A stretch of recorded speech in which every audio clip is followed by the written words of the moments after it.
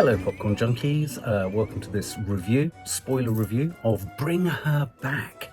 Bring Her Back. It feels like a song, doesn't it? It's not. It couldn't be further from a kind of pop song. This is the new horror movie, supernatural psychological horror from the Philippou brothers, a pair of Aussie brothers, Aussie YouTubers, who remarkably made Talk to Me, which was our film of the year that it came out. I think it was two or 3 years ago. It was just kind of innovative. It was grainy. It was gritty. It was funny. It was frightening. It was a twist on the whole seance thing. It was just really innovative and really inventive, really clever, really tight, and really, really scary. So this is their follow-up. This is their next film, Bring Her Back.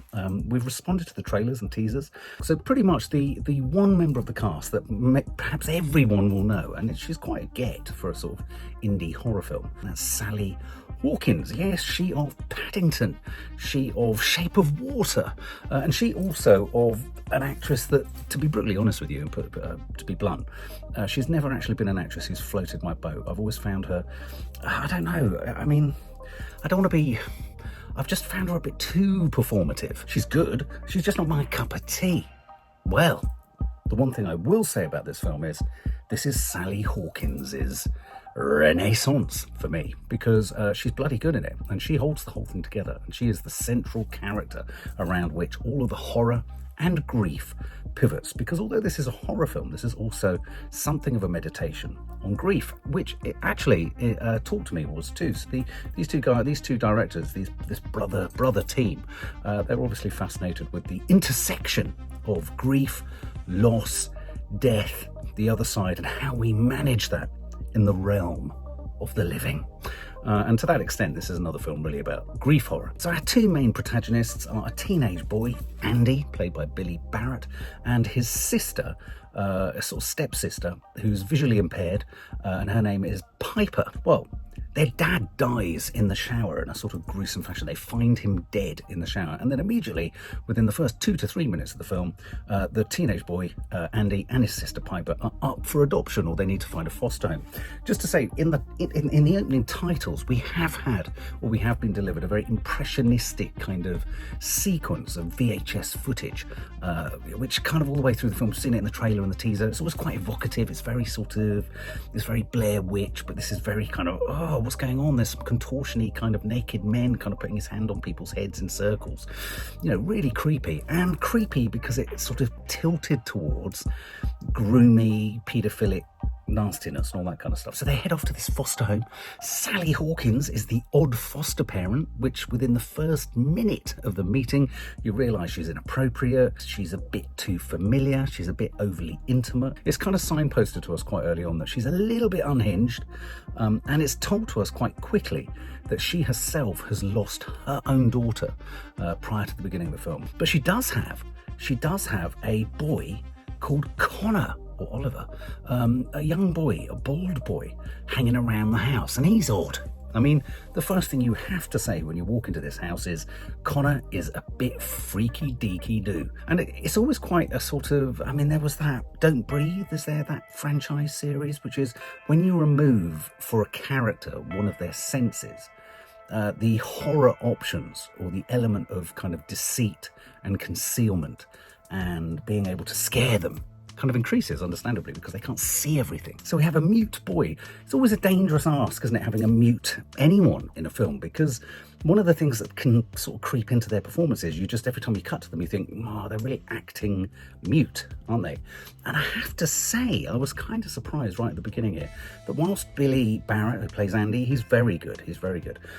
Sora Wong, who plays Piper, his stepsister, visually impaired stepsister, they're both very good. And them settling into an alien home is nice. And it's believable, it's real. Andy's put in a shit room, Piper's been put in a nice room. But Connor wanders around. Well, he doesn't even wander around, he just stands around, just staring. To be fair, none of the surprisingly arresting openings, like the first scene in Talk to Me was so shocking. I nearly shat myself. It was like, oh my God, that was so scary. We didn't have that. This is a film, it has jump scare moments, don't get me wrong. But actually, this is a film all about mood building. It's sinister. It's achingly creepy. it kind of builds a sort of mournful wound-like fear. Because it is actually about Sally Hawkins' loss around her daughter, and obviously we've got Andy and Piper who've lost their father. Everyone's brought together in grief and loss, and they're all after something. But Sally Hawkins is after something quite obvious, isn't she? She's after her bringing her daughter back. Thus the title, Bring Her Back. This really is a film in which Sally Hawkins is going to some pretty extraordinary lengths to bring her back. And the mute boy is part of that, even if Connor the mute boy doesn't realise it. We have it kind of indicated or illustrated or shown to us that there's this kind of strange white marking on the floor around the exterior of the house. A little bit like in cricket, a boundary. You know, we get a few top shots. One's encouraged to be thinking, is there a pentangle type situation here? Because that's certainly what's going on the VHS clips that Sally Hawkins watches every night. She's a right weirdo. Yeah, she goes into the room privately. She goes in there with the mute boy, and they watch the VHSs of strange sacrificial behaviours. So I quite like the rural ordinariness of where Sally Hawkins' house is. It's not suburbia. It's very wet. It's very rainy. It's kind of almost like monsoon season. In fact, the whole film is quite squelchy. There's a swimming pool. I believe Sally Hawkins' daughter died in the swimming pool. Their dad dies in the shower. Water everywhere. How is she going to bring her back? Well, she's going to use the mute boy as a vessel. That's the idea. Through these VHS cassettes, she learns of the ways of the pentangles and, you know, summoning demons and possessing Connor with a demon. And she's going to use Connor as a conduit to take the soul of her dead daughter, which we discover quite early on in the film, is being kept in the freezer. Reminded me of when we kept a guinea pig in our freezer because it was such a hot summer and we were worried about burying it, and Maddie really wanted to bury it, so we kept it in the freezer until it was cooler outside. So her dead child's in the freezer. Connor is becoming more and more mute and more kind of odd and more kind of destabilized and red eyes and doesn't look like he's had a good night's sleep. All the way through this, these sort of initial kind of weeks that they're in the house, Andy, the teenage boy, who's great, I really liked his performance. Sally Hawkins does this weird thing where she'll go off into a room, urinate into a bucket, and then pour it on his crutch. And he's waking up thinking, oh my God, he's wetting himself. He's almost a grown man, and he's wetting himself.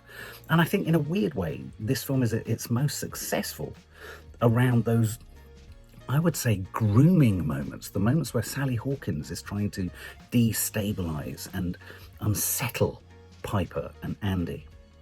That was where the horror was most horrific, was, wow, she's willing to do this. And so it wasn't the supernatural that was particularly scary in this film, but more the ways in which Sally Hawkins' character went about manipulating, trying to get Andy sort of taken over, trying to separate Andy from his stepsister so that she can get full access to the stepsister. Because whilst it gets quite complicated, it's quite a complicated process.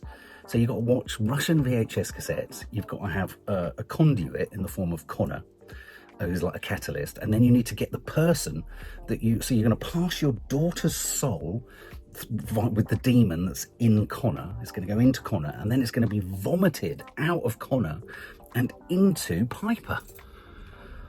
So you've got a little bit of, especially when we're shown the dead daughter in the freezer. This is, grief horror. If you think about it, actually, grief horror's got quite a rich history. That's things like Pearl, those films. I think Texas Chainsaw Massacre, sort of storing bodies, kind of holding on to people that you don't want to lose, and then them kind of haunting you and infecting you. A more obvious one is Psycho, Norman Bates. He keeps his mum in the rocking chair, doesn't he? He keeps going up and talking to her. Well, this is kind of like that. This is a little bit Norman, but Sally Hawkins is Norman Bates, but rather than it being her mum, it's her daughter. And rather than her being in a rocking chair, she's in a chest freezer. So as I say, in many ways, the Sally Hawkins' moments throughout this film are destabilizing, unsettling, and discrediting Andy as a kind of potential guardian, because his plan is that when he hits 18, he's going to file for guardianship of Piper, which of course would be a disaster for Sally Hawkins, because then she hasn't got the body into which she can put her daughter. Very powerful scene is the wake of the father. Obviously, Piper and Andy go to the funeral. Sally Hawkins is there, Laura is her name. She's alongside Andy whilst they're looking down on the father. And there's a really intense and quite icky scene where she says to Andy, it's tradition. It's tradition to kiss him. You're like, no, don't do it. Don't do it. You can't kiss the body. That's too fucking weird. And so I think he goes down, he kisses the forehead, but then she says, it's tradition to kiss him on the lips.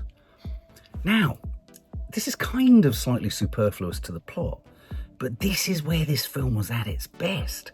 Sally Hawkins grooming each of these kids. I mean, in fact, she's grooming all three of them. She's grooming Andy, she's grooming Piper, she's certainly grooming fucking poor old Connor, who's kind of like standing there not knowing what the fuck's going on. So that really is the horror. And that being the horror actually makes it quite a heavy watch. It lacks the sort of lightness of touch, though the horror in Talk to Me is pretty graphic. But there was a kind of whip-smart, slick, sort of almost surfer, skater boy kind of brio to Talk to Me. This doesn't have that. This is quite undulating and quite sort of, a little bit like Connor in it. He's going to vomit up bile, and in fact he does vomit up a lot of blood. But this is quite discomforting.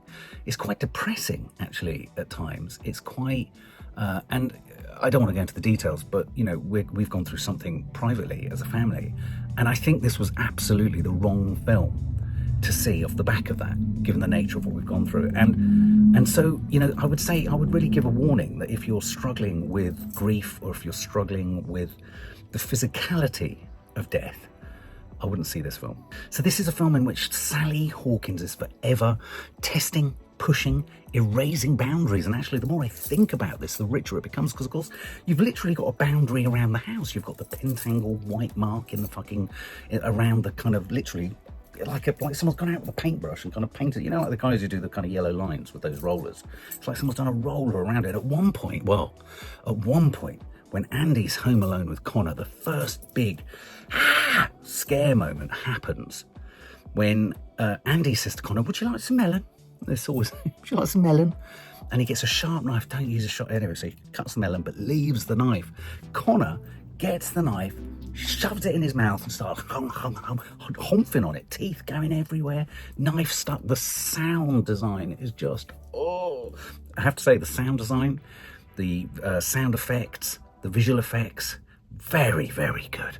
I mean, very, very believable and incredibly squelchy, crunchy, and grating. This is, if you're into horror ASMR, this is the film for you. So anyway, he chews on a knife, and it's just like, as I say it, my teeth, because it goes between the teeth.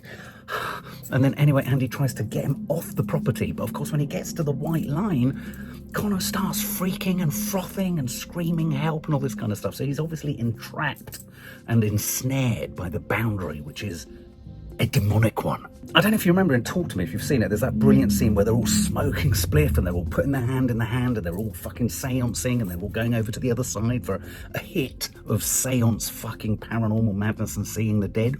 Yeah, hi. And the music's really good. It's edited really crisply. They try to I'm not suggesting for a minute they were just like, oh, we need to do a scene like that from Talk to Me. But this film has an equivalent scene where Sally Hawkins, again, this is the theme of the film. She gets Piper really drunk. She gets Andy really drunk. They all get really drunk. She leads them up the garden path. In fact, it reminded me of the mother of an ex who used to put on Captain Beefheart and dance in a really kind of weird fashion. And I felt like I just had to drink more. I swear, Captain Beefheart and her dancing led me to alcohol, I'm telling you. Anyway, she kind of lures them into getting really drunk. Andy then reveals that actually his father, who died in the shower at the beginning, was actually quite abusive. And so she's in a prime position now to know that she's got some dysfunctionality between the two of them and she knows how to exploit it. Really, the horror in this really is about Sally Hawkins, you know, eroding those boundaries, getting too close, exploiting kind of trauma. And she's got her own trauma, which is going to get a whole lot more traumatic in a minute. Really, this is a horror film all about grooming kids, which isn't nice, but it's different. That's a different thing. But again, it's what lends the film. You know, like you can come out of a horror film and you feel like you've been attacked, or like you've been on a roller coaster ride and you've gone, and you've kind of almost vomited, or you've laughed, This is like being bruised. I came out of this like I'd been pressed really hard and like I had bruising all over, emotionally, spiritually, morally, and physically. And so in many regards, Sally Hawkins is the witch in the film. She's doing incantations, she's playing VHS tapes, she's snipping bits of Andy's dad's hair off at the funeral, and she's feeding it to Connor. Poor old fucking Connor, dry hair. I mean, put it in a sandwich or something. And so the sense of unease, the sense of building unease is constant. But it's weird, whilst I felt unsettled throughout, I wasn't particularly scared. I wasn't even scared. Don't get me wrong, some of the best horror films it's not about jump scares. Even the level of unsettledness or being destabilized and made to feel, oh God, this is so horrible. I felt the film hit the limits of what was possible quite quickly. Sally Hawkins' behavior was scary. Connor was odd, but he couldn't do much more than eat furniture. He eats a table at one point. I mean, he's got that condition where they just eat things. But he ate a knife, he ate a table. It's horrible, teeth ping out. And he's scary, but he runs around a bit, but he doesn't look very convincing. I mean, sometimes he kind of looked like a 11, Millie Bobby Brown's 11 in the really early days, where, he didn't really look particularly confident in being creepy. He'd just sort of stand there like an infant, but not in a creepy way, which is quite hard actually to make it not as creepy as it could have been. And I wasn't really threatened by dead daughter in the freezer, because even though there's one moment where you see Sally takes Connor in and he's chewing on her eyeball, because apparently he has to eat her to then vomit her up into Piper. I mean, it's fucking Russians, man. It's a weird. Where did you get these VHS cassettes from? And in keeping with this idea that some of the best parts of the film were all in Sally Hawkins' odd behaviours, there was one particular moment where it was particularly brilliant, where she sprays herself with Andy's cologne. And because Piper is visually impaired, she goes into the room, violently punches her, jaws her, it just whacks her, and then walks out and says nothing. And then, of course, Piper comes running in. She's like, I've been hit. But Piper's smelt Andy's scent. And so you see how she destabilizes. So Piper isn't entirely trusting Andy. Andy feels like he's being kind of ostracized from the group. That's where this film was at its richest. And so in many regards, in contrast to Talk to Me, it's a different film, and one shouldn't always just go, that one did that. So it's a different film. It's trying to do different things. But this felt less clever. This felt less nifty. This felt less sure-footed. This felt like it relied... I mean, I'm a big fan of atmosphere, almost just for atmosphere's sake. But I felt this kind of... It was quite a sort of heavy atmosphere. Sally was so convincing. Sally Hawkins was so convincing in her grief and in her sort of twisted madness in her turn to try and desperately get her daughter back, that it was kind of almost too believable that you kind of not understood, but she gave herself such good motivation. And then the end of the film kind of trots into what I would describe as almost quite conventional horror fodder. The social worker that's kind of, paired Piper and Andy up with Sally Hawkins. She's given a call by Andy, then she drives in, and you always get that moment in horror films, don't you, where you think, oh my God, the police are coming. Oh my God, the police are on the veranda. Oh, they're knocking at the door. Oh, of course they're going to save the day. And then they don't, they get killed. And it's just like, oh my God, the last chance saloon has gone. They've even killed the police. The safety of authority isn't there either. Well, a similar thing happens to the poor old fucking social worker. It's quite nicely done. She goes there, she knows Sally Hawkins, but it was done with a car. And again, it was like, okay, I think they realised they couldn't go like supernatural hovering over some demon hovering over the fucking swimming pool.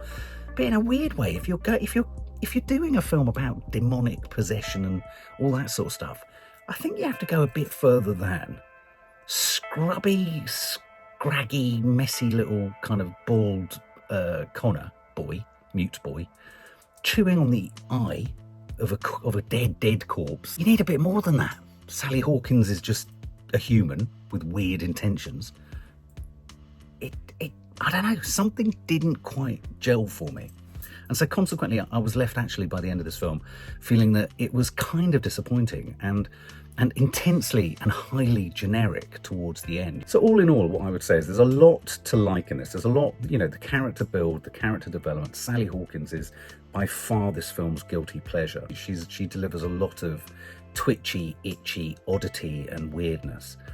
She holds the film together, and I think the directors are lucky to have had such a strong anchor. And I also found Connor, the mute boy, not as scary as I think everyone perhaps felt he was on set. Maybe he was one of those things that on set it was like, fucking hell, keep him away from me. He's fucking scary. But actually on camera, yeah, I mean, don't get me wrong, he's scary enough, but he's not scary in a threatening way. He looked a bit too childlike, if you know what I mean. So the clever moments, clever bits in it, but it really did lack the energy of their first film. It has a very different energy. It has a sort of maudlin energy. It has a sort of downbeat energy, this film. But this is certainly my favourite performance by Sally Hawkins. She's rocketed up my list. No, she hasn't rocketed up my list of actors, but I'm not so po-faced when I go, oh, Sally Hawkins is in it. I thought she was really good in it. She really was. I think the whole mother grief thing was perhaps too indulged. I think they overindulged it, and maybe we needed to kind of come out from that a little bit and scare the audience a bit more. I think we were very much on Sally Hawkins, within Sally Hawkins's demise. I think the maternal loss aspect was too much. I mean, and weirdly, the final shot of this film was almost like, fucking hell, maybe Sally Hawkins has it bolted into her contracts for jobs that she needs to end every film she's in, hugging a strange fishy thing or dead thing in a pool of water, because that's exactly what you get at the end of this film. And then weirdly, you've got Piper runs off to a car that rescues her, and that's okay. And then Connor, the boy was shaking, we discover was a missing boy. And once he's kind of picked up and he's taken outside the white line, he starts saying, yeah, my name's Connor. The wrap up, the tying of the bow felt odd. It sort of lacked, I felt, the inventive sparks and the surges of sort of weirdness and just sort of violence and oddity of the first film. This kind of just was a brooding, emerging kind of, it was almost like a reverse birthing process. And I hate to say it, a dead kid in the freezer is a bit of a dime a dozen these days. I mean, I'm not suggesting for a minute there's any other film in which there is a dead kid in a freezer, but it didn't feel very original. I mean, it reminded me of my mum's chest freezer from when I was a kid, and she used to keep loads of bones in there for the dogs. I mean, Mum, I'm presuming they were bones. Mum, they were bones like cattle, cows, meat, weren't they, Mum? Maybe my mother's a serial killer. Anyway, all in all, if I was to score this film, a lot of the critics are raving about it. They're saying this is as good and as inventive as the first film. I always say each film should be judged on its own. But the promise of this film, I don't feel this film has stepped up to the next level. If I'm honest, I was a bit disappointed. I think, potentially in the worst headspace to see a film about dead people and dead relatives and decomposing bodies and things like that. So that could well have had a part of, that could well have informed my response. But all in all, although I think it's brilliantly performed by Sally Hawkins, I don't necessarily think that makes the film I was expecting from these brothers after something as nifty as this. So I would give this, what would I give this? If I was to score this film, I'd probably give it 69 out of 100.